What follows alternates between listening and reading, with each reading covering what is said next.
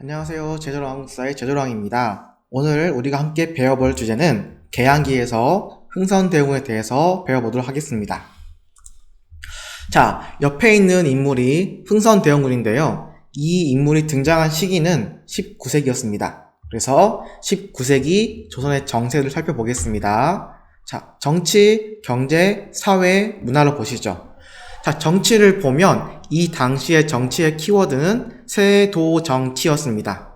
이게 뭐였죠? 네, 간단히 말하면 어떠한 특정한 가문, 이 당시에는 안동 김씨나 풍양 조씨 등등이 있는데 이러한 가문이 정치를 휘젓는, 권력을 잡고 왕을 능가하는 정치를 하는 형태가 세도정치였습니다.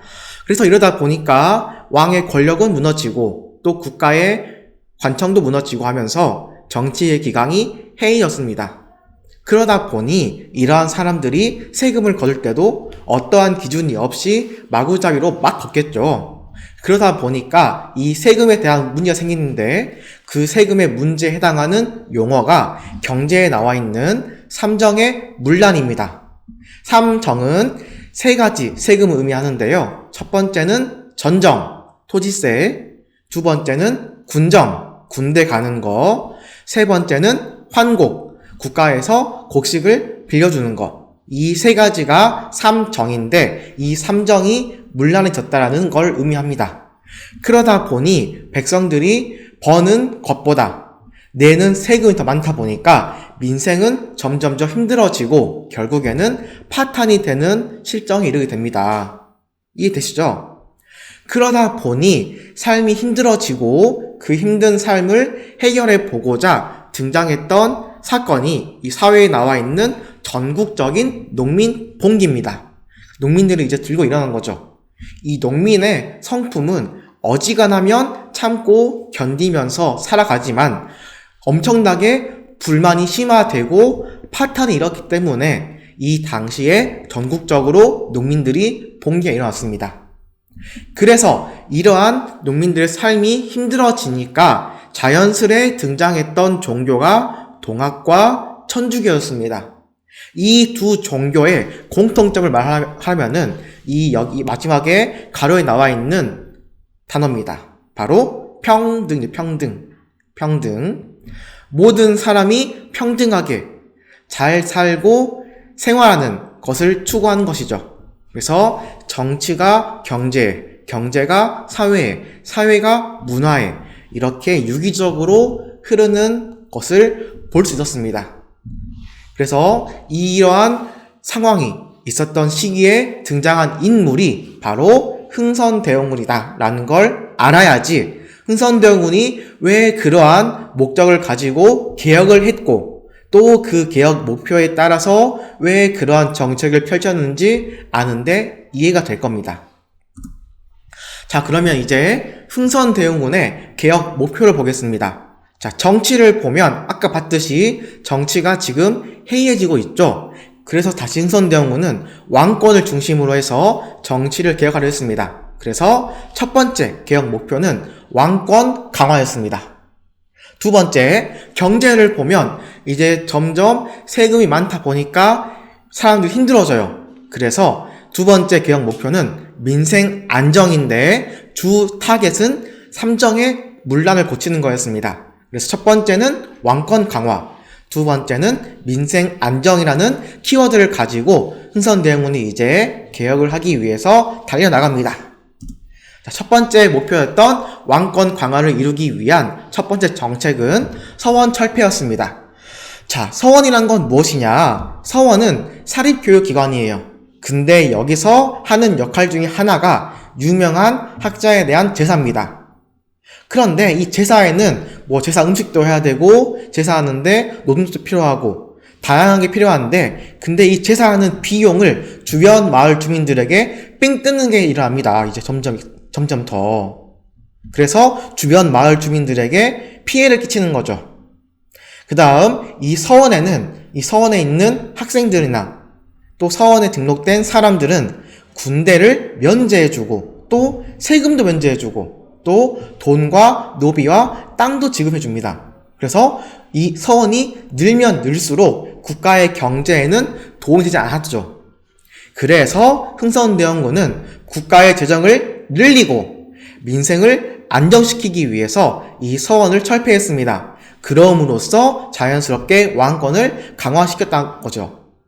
이해되시죠? 자, 그래서 이 서원 철폐의 과정을 보면 먼저 만동묘라는 걸 철폐합니다. 이 만동묘라는 게 무엇이냐? 자, 명나라의 만력제 그리고 순정제라는 황제를 모시는 곳입니다. 이 만력제는 당시 임진왜란 때 조선을 도와줬던 황제를 의미하고 순정제는 명나라의 마지막 황제를 의미합니다. 이 조선은 이 명나라를 이어서 우리가 소중화의식이라는 중심의식을 가졌기 때문에 이 명나라 황제를 모시는 곳이 있었어요. 그런데 이 만동묘를 철폐한 게 흥선대원군이라는 겁니다. 그 이후에 전국에 약 600개의 서원이 있었는데 그 서원 중에 47개만 남기고 다 없애버렸습니다. 그리고 나서 그 없앤 서원에 있던 토지와 노비를 다 몰수했죠. 그러다 보니 자연스럽게 그 서원에 있던 유생이나 또 주변 유생들의 반발이 심했다는 것이죠. 자, 그러면 관련된 사료를 탐구해 보겠습니다. 자, 중요한 부분은 노란색으로 표현해 놨는데, 자, 대원군이 말하기를 진실로 백성에게 해야 된 것이 있으면은 비록 공자가 살아난다 해도 나는 용서하지 않겠다. 하물며 서원은 우리나라에서 선유를 제사하는 곳인데 지금은 도둑의 소굴로 되었음에라 라고 나와 있습니다. 여기서 시험에 나오는 문장은 여기 앞에 나와 있는 진실로부터 용서하지 않겠다가 나옵니다. 그래서 여기서 뭘 보고 알아야 되냐? 공자가 다시 살아난다 하더라도 보고 알아야 됩니다. 그래서 이 부분을 보고 이곳은 유학을 가르치는 곳인데 유학에 가르치는 곳을 용서하지 않겠다. 근데 이걸 대원군이 말했어. 이거는 대원군의 서원 철폐를 의미하는구나 라고 사료를 파악한 다음에 대원군에 대한 내용을 보고 문제를 풀면 되겠습니다. 오케이? 네, 오케이. 자, 왕권 강화를 위한 두 번째 사업은 경복궁 중건이었습니다. 우리 임진왜란 때 불타버린 경복궁을 다시 세우는 거죠. 그런데 이걸 왜 세우냐? 이 경복궁이라는 거는 왕이 정치를 하는 곳이고 또 왕이 생활하는 공간입니다. 그렇기 때문에 이를 통해서 왕실의 권위와 그리고 위엄을 회복하기 위함이었습니다. 그런데 이 당시 국가의 돈이 부족해요. 그래서 이걸 해결하고자 다양한 걸 걷는데 첫 번째는 원납전입니다. 원납전이라는 거는 한자로 원할 원, 납부할 납, 돈전을 의미하는데 본인이 원해서 납부하는 겁니다. 근데 당연히 누가 이걸 내겠어요. 그렇기 때문에 강제로 걷는 겁니다. 두 번째는 당백전이라는 화폐를 발행합니다. 지금으로 치면 지금 우리나라의 최고액이 얼마죠? 5만원이죠. 그런데 그 5만원의 100배에 해당하는 500만원권 지폐를 발행하는 겁니다. 그러면 자연스럽게 그 국가의 재정은 늘겠지만 그 자연스럽게 또 물가는 폭등하겠죠. 그 다음 세 번째, 양반의 묘지림을 벌목합니다. 이 양반의 묘지림은 나무가 되게 굵고 길쭉해요. 그렇기 때문에 그걸 베가지고 경복궁에 사용하고자 벌목을 했다는 것이죠. 그 다음 네 번째, 서울에 있는 흥인지문, 숭례문, 돈이문 이런 4대문을 통과할 때 세금을 걷었고 그 다음 마지막으로 이걸 지을 때 백성의 노동력을 끌어들입니다. 그러다 보니 이 결과 아까 당백전 때문에 물가가 폭등하고 또 양반과 백성의 불만이 증대했습니다. 그 다음 왕권 강화를 위한 세 번째, 법령 정비입니다. 대전 회통 육전조례를 편찬해서 다시 국가를 통치하기 위한 법령을 정비하는 것이죠. 아래 스님이 적어놨죠. 우리 성종 때 완성된 경국대전, 영조 때 완성된 속대전, 정조 때 완성된 대전 통편, 그리고 고종 때 완성된 대전 회통. 가장 헷갈리기 쉬운 게 대전 통편과 대전 회통입니다. 그래서 이 네 가지 법전의 키워드를 잘 알아서 문제를 풀면 도움이 될 겁니다. 경국대전, 속대전, 대전 통편, 대전 회통. 그 다음 왕권 강화를 위한 네 번째 정책입니다. 정치기구를 개혁하는 것이죠. 자, 국가의 모든 권력이 집중된 비변사를 축소시키고 결국엔 폐지시킵니다. 그래서 그 기능을 다시 옛날처럼 쪼개서 의정부에서 정치를 하고 상군부에서 군사를 맡게 해서 다시 왕권을 중심으로 해서 두 기구를 중심으로 다시 정치기구를 개혁하는 것이죠. 그 다음 왕권 강화를 위한 다섯 번째 정책은 인사정책입니다. 아까 봤던 안동 김씨나 풍양 조씨 등등의 특정 가문을 중심으로 한 세도 정치의 가문을 축출시키고 또 당시 집권 세력이었던 노론도 일단 배제시키고 이제 당파와 신분을 가리지 않고 인재를 등용하는 걸 실시합니다. 그래서 관련된 사료를 보면 나는 천리를 끌어다 지척을 삼겠으며 태산을 깎아내려 평지를 만들고 또한 남대문을 3층으로 높이려 하는데 라고 대원군이 말합니다. 이거의 뜻은 종친, 왕족을 높이고 또 태산, 노론을 깎아내리고 남대문, 남인을 청구하겠다는 뜻입니다. 그러니까 이 문장에서 대원군이 가지고 있던 인사정책을 잘 드러내고 있죠. 그래서 이걸 보고도 대원군의 업적을 잘 떠올려서 문제를 풀면 되겠습니다. 자, 지금까지가 대원군의 왕권 강화 정책이었다면 지금부터는 두 번째 목표였던 민생 안정에 대한 정책입니다. 전정, 군정, 환국에 대한 개혁이 나오겠죠. 자, 먼저 전정 개혁을 보면 첫 번째 했던 건 양전 사업입니다. 그래서 토지대항에 올리던 땅, 즉 은결을 다 색출합니다. 전국에 있는 모든 토지를 다 조사해서 당시 세금을 내지 않기 위해 숨겼던 땅들을 다 밝혀내는 거죠. 그럼으로써 국가의 재정을 늘리고, 다음 두 번째, 양반과 지주의 불법적인 토지 겸병을 금지한다.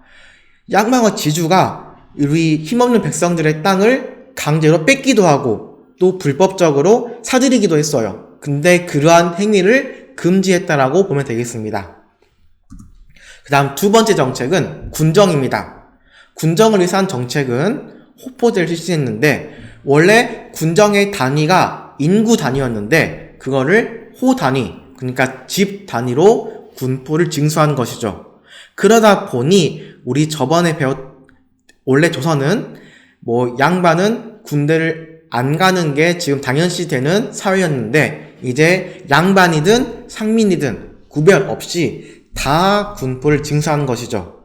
그러다 보니 양반이 불만을 일으킬 거고 상민들은 조금 더 반가워했겠죠. 그래서 양반의 불만을 잠재우기 위해서 본인의 이름이 아니라 노비의 이름으로도 납부가 가능하게 만들었다고 합니다. 양반의 체면을 중시했다는 것을 여기서 알 수 있죠. 그 다음 세 번째 민생 안정을 위한 정책은 황곡입니다. 그래서 황곡을 위해서 이제 황곡 제도를 사창제로 바꿉니다. 그래서 정부의 관리가 곡식을 빌려주는 게 아니라 그 마을에 덕망이 있고 또 경제적 여유가 있는 자에게 황곡의 운영을 맡긴 겁니다. 그래서 아전이나 탐관오리 또 그 지방에 잘 나가는 토호들이 그 곡식을 빌려주는 과정에서 세금을 더 걷거나 또 중간에 빼돌리는 이런 중간 수탈을 방지하고자 했습니다. 그래서 지금까지 봤던 것이 대원군이 했던 국내 개혁이었습니다. 왕권 강화와 그리고 민생 안정에 대한 정책이었습니다. 그러면 지금부터 볼 내용은 대원군이 국외에서 어떻게 정책을 펼쳤는지 보도록 하겠습니다. 그걸 보기 위해서 이제 국외에 해당하는 19세기 조선의 정세를 보겠습니다. 이 당시에는 점점 이양선의 출몰이 많아지고 있었습니다. 이양선이라는 거는 달을 이, 모양 양 해서 우리나라와 다른 모양을 가진 배가 점점 출몰한다는 거죠. 우리 지도를 봐도 수많은 나라들이 수해 거쳐서 막 출몰하고 있죠. 그래서 이때 이제 이 서양 애들이 와서 통상을 요구하기도 하고 중국과 일본이 서양 열강에 굴복당한 것입니다. 그래서 이러한 상황을 보고 서세동점이라고 불렀습니다. 서양이 세력이 점점 세력을 넓혀가고 동양에는 점령당하는 용어죠. 그래서 이 네 글자의 용어가 당시 19세기를 보여주는 단어라고 할 수 있겠습니다. 이러한 상황에서 흥선대원군이 했던 정책은 통상수교 거부 정책입니다. 서양 애들과 거래하거나 교류하는 것, 그리고 국가 간의 관계를 맺는 걸 거부한다 라는 뜻이죠. 그러면 지금부터 흥선대원군이 통상수교 거부 정책을 어떻게 했는지에 대해서 사건들을 보고 한번 살펴보도록 하겠습니다. 자, 지금 본 것이 이제 주요 사건들이 나왔습니다. 근데 이거는 지금 선생님이 시간순 국가별로 전개했는데 먼저 시간을 따지면 1, 2, 3, 4, 5, 6으로 나뉩니다. 하지만 국가별로 또 원인과 결과로 보면은 프랑스, 미국, 독일, 그리고 마지막으로 척화비가 걸리는 겁니다. 그럼 지금부터는 시간 순서대로 보면서 사건이 어떻게 나아가는지 봐보도록 하겠습니다. 자, 먼저 1866년에 프랑스와 관련된 병인박해가 일어납니다. 이 사건의 배경을 보면 조선 내에 점점 천주교인들이 증가하고 있었습니다. 그에 발맞춰서 프랑스의 선교사도 점점 더 조선으로 입국하기 시작하죠. 그런데 이 상황에서 흥선대원군이 점점 북쪽에서 러시아가 위협해 오니까 프랑스 선교사를 이용해서 러시아의 위협을 막고자 했던 것이죠. 그런데 이 과정에서 프랑스가 이 요구를 거절했고 국내선 점점 천주교의 금지를 해야 된다는 여론이 늘어나면서 흥선대원군이 했던 결과는 프랑스의 선교사를 9명 죽였고 국내의 천주교인들을 약 8천여 명을 처형했다는 것이죠. 이 사건이 바로 병인 박해입니다. 자, 그 뒤에 미국과 관련된 제너럴 셔먼 사건이 일어납니다. 이 사건의 배경을 보면 제너럴 셔먼호가 대동강을 타고 올라와서 평양에 와서 통상을 요구한 것입니다. 그런데 당시 평안도 관찰사였던 박규수가 그 요구를 거부한 것이죠. 그래서 이거 거부했다고 해서 당시 선원들이 평양 주민들을 약탈하고 또 살상하는 짓거리를 합니다. 그래서 평양의 관민이 힘을 모아가지고 그 배를 침몰시키죠. 이번에는 프랑스와 관련된 병인 양요입니다. 이 사건이 일어난 이유는 아까 전에 일어났던 병인 박해입니다. 그걸 구실로 해서 총독 로즈를 중심으로 해서 강화도로 침략해 온 것이죠. 자, 지금부터 볼 사건들이 병인 양요와 신미 양요인데 두 사건 다 강화도로 쳐들어옵니다. 왜냐면은 이 강화도가 지도를 보면 강화도가 서울로 들어가는 입구이기 때문에 이제 서양인들이 주로 강화도로 들어와요, 먼저.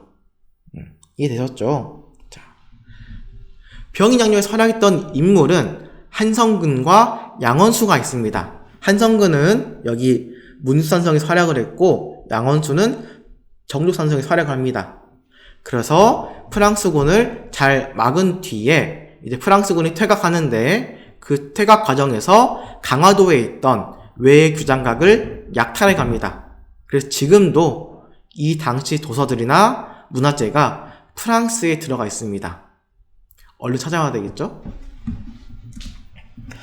자, 그 다음은 이제 독일과 관련된 사건입니다. 오페르트 독일 사건이죠. 자, 당시 독일 상인이었던 오페르트가 통상을 요구합니다.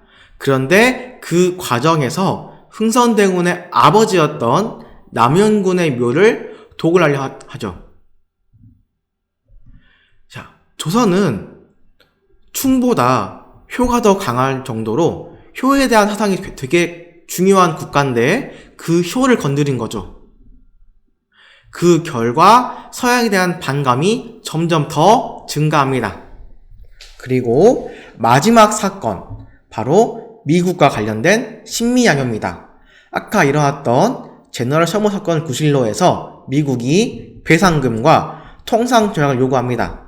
그래서 그 과정에서 마찬가지로 강화도를 침략했고 그 과정에서 또 어제연이란 장군이 광성보에서 활약을 합니다. 하지만 그 과정에서 어제연의 수자기를 미군이 탈취했고 결국엔 미군이 철수하게 되는 결과를 맞습니다. 지금 이 사진이 어제연 장군의 수작입니다. 그래서 이 사진이 나온다면은 이 사진을 보고 이거 신미양요구나 라고 해서 문제를 풀면 되겠습니다.